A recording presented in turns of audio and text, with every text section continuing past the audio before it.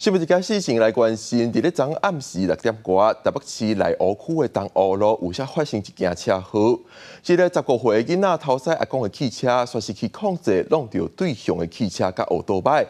落尾佫撞入去路边仔的店头，造成3个人死亡，2个人受伤。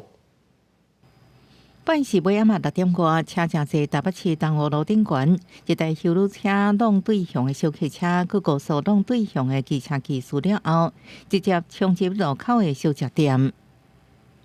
阮只咧开讲啊，看有一台车足向的驶足紧的啦，为插头遐整落去啊。驾驶的情形就是类似有点吓到，对，就是他眼神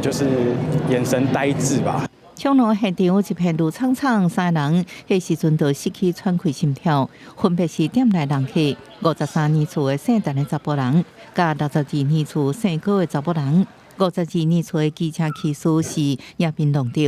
，3人送医了后，医院救无转来，还有店内2个工作人员遭到烫伤。15岁驾驶姓詹的少年都住伫附近，目前读高中的餐饮科。伊趁共大阿公出国旅游，偷开阿公的修路车，经过肇事的地点，疑似无减速，车身左右偏移，侧一台车了后，直接转发弄入去小食店。警方伫少年皮包内底找到电子烟，初步检测姓詹的少年无驾到赛车或者是酒后赛车。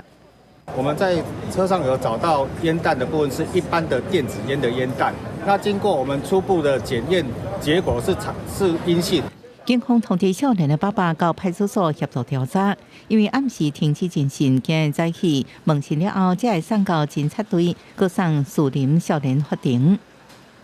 未成年无照驾驶部分构成刑法过失致死罪，最重可处5年以下有期徒刑。律师表示，未成年人的父母若属实无感到未成年赛车的行为，依照民法相关的规定，也需要共同负担连带赔偿责任。记者综合报道。